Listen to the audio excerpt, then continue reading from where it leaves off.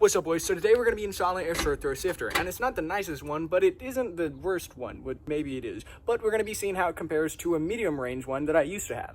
Now, in case you don't know the story, I had like a medium range short throw sifter in my car, and I was driving home, and I may have sent it a little bit too hard, and oddly enough, bent it in half. So I could go fix the problem with a really nice expensive short throw sifter, or I could fix it with a cheap Max Speed and Raj one to see if I can do the same.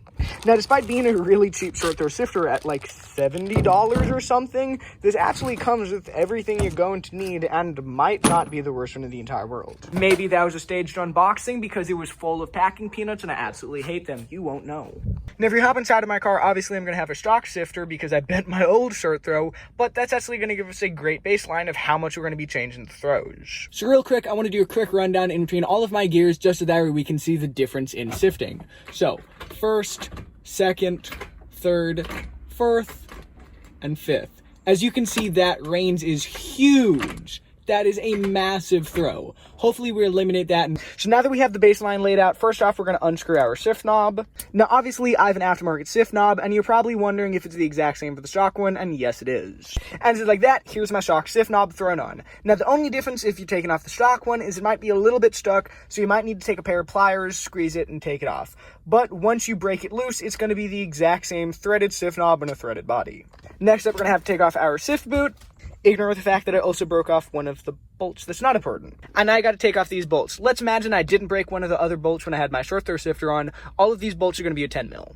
And now that we have all the bolts off, we should just be able to pull, finesse, and wiggle this guy out. Now, one thing that you always want to make sure whenever you take off your sifter is make sure it's in neutral, otherwise you're going to be screwed. So just like this, we got the old one out, which is kind of odd that this one is nicer than the stock one. And for the 6 people wondering about why these shoes are under my desk, you should probably go check out my Snapchat. So we got the short throw, and we got all of the hardware that came with it, and we have all of the plates, adapters, spacers, bushings, and everything in that baggie. Which for the price point is actually kind of impressive. Oh, please don't roll away. It's kind of impressive that they include everything. Boom, boom, boom. Take this guy and just go boom, and just like that, we can peel this guy off, and we got all the hardware out. Looks like it comes with a washer and then a bolt, but I'm only gonna need 2 of these. Now, one thing that's kind of weird about the sifter is that it's 2 pieces. You can unscrew the part that you, I guess, sift with and the part that the sift knob goes onto. That's really kind of weird. I honestly don't know what purpose this would serve other than quick disconnect sifter go burr. So now that we have all of our parts out, and now we have to hop in the car and start assembling them. So there should be a bushing inside of here, emphasis on should, but there isn't a bushing in there, but no problem. So now let's grab this guy right here, and this guy is going to drop into there. If you see this little stud right there, this cutout is going to go into that stud. So we're just going to line this guy up and spin it around. Make sure it's nicely lined up and drop it on in. Okay, so fast forward like an hour, and I went and got a bushing to go and put underneath this, a new to me bushing, so I can go and put that in because you're not supposed to do this without the bushing, and I'm trying to make this as right as possible. So now that we have this guy completely lined up, next up we have to go and grab the bushing, but let's hop outside of the car for that explanation. Because I doubt you guys want to be crammed inside of a tight car as I explain stuff. This little bushing right here has little indentations, 3 indentations all the way around there. This little metal washer is going to go into that guy. A little something just like that. Now, one thing I do want to mention is that my soft top is not latched, no, but that this metal washer right here is definitely kind of worked. Okay, so now that we got our bushing assembled, we can set this guy down right here and grab this big old plate. As you can see, this one also has a little stud just like this guy, and we need to mount it like this where the holes line up. So now that we got that guy set in place, now we're going to take our short throw, line up this little notch with that little stick, and drop this guy into there. This bushing is going to go and get dropped down right on top of this guy like that. Bada bap boom pow. And now that we have this guy 100% assembled, lastly we're just going to take this plate, drop it over all of this, and grab these bolts and throw them on. And now I'm going to lightly tighten this guy down. Now I obviously need to drill out this guy, re-tap it so that I can put a 3rd bolt in it, but just like that, now we have a short throw. And this one feels really freaking good. Now, unfortunately, because I bent my old short throw sifter, I can't really compare it side to side for you guys, but I can at least tell you what it feels like to me after having both, and this one feels surprisingly nice for the price point. So, I'm going to put you guys exactly where we put you at the beginning of the video, and now we're going to run down the differences. That's really freaking good. Now, I'm going to put these clips side by side so that way you can see the difference. First, second, third, fourth. Okay, so maybe I didn't line up the camera exactly where it needed to be, so it's kind of weird looking. So this is a huge upgrade, and for those of you guys wondering on why I'm not running the drift knob, I actually kind of like the way a smaller round one feels right now. So I'm actually probably going to run my stock one for the next week or 2 weeks, just because it's kind of a lot of fun to have a shirt throw sifter with an actual shirt sifter on it.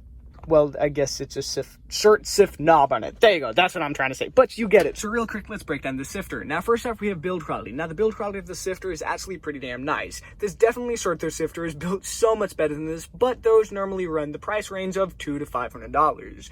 Keep in mind, this is like a $70 shirt throw. For the price point of this, the build quality is actually pretty damn decent, so I'm going to have to give this one a 7 out of 10. Next up, we have ease of install. Now, that's going to be roughly the same for most of these style shirt throws until you start getting into the super expensive, super crazy shirt throw sifters. This one took me less than an hour to do and was relatively simple. It didn't come with instructions, but this video is going to be the instructions for the people that buy this, so we don't really need to worry about the instructions. Ease of install was relatively simple, so I'm going to have to give this one a 6 out of 10 for install. Next up, we have comfort and style. Now, the comfort of your sifter is mostly going to be reliant on the sift knob you have, but the notches in between this is actually really nice. It feels good to row through the gears, and let's just be honest, it makes a satisfying noise. So for comfort, I'm actually going to have to give this one a 7 out of 10 again. Next up, we have the style of this one, and the style isn't really there. It's really just looking like a stock sifter, where nobody would really know it's a shirt throw unless you tell them. So for the style point of this one, I'm only going to have to give it a 3 out of 10. Now, lastly, we have reliability. Now, I've only had the sifter for about 2 hours, so I can't really tell you anything to do with the reliability yet. Now, it looks relatively good, but I thought that about my other one, and I bent it in half when I was banging gears too hard. So I'll have to make an update on the reliability after 1 month, 2 months, and then 6 months, and then a year of this one if I have it for that long. So right now, I'm going to have to give it a crescent mark on reliability. So that's going to leave us with a total score of 23 out of 50. Now that really isn't that good, but I'm not going to count the last 10 because we don't know the reliability yet. So 23 out of 40 is a little bit better, but still isn't that good. So that leaves us with the most important question. Would I go out and seek this exact shirt throw sifter, buy it, and put it in my car? And actually, yes, even though we only got 23 out of 50, it does exactly what we need it to do on a budget. Shortens the throw of the sifts by a crazy amount, and it's not going to break the bank. Now, if this one bends or snaps in half like the old one did that isn't from Max Speed and Rods, then yes, I'm going to have to say it's a no. But right now, it's a solid shirt throw, so I'm going to have to say yes, provided it doesn't snap in half. I absolutely hate to be the guy that asks for likes, subscribes, and comments, but since I'm new to YouTube, it would mean the absolute world if you'd leave a comment and hit the like button. I'm not asking you to subscribe if you don't want to, but a like and a comment is going to help so much because it just kind of tells the algorithm, damn, maybe this kid's actually decent, let's recommend his videos. And once again, huge shout out to Max Speed and Rods for sending out the shirt throw sifter and making this possible. The sifter definitely isn't the best, but hey, it's actually pretty damn decent. So if you're interested in picking up the sifter or anything else from Max Speed and Rods, link in my description right now will save you 15% off. Thank you guys so much for watching this video. I love you guys, and as always, stay focused.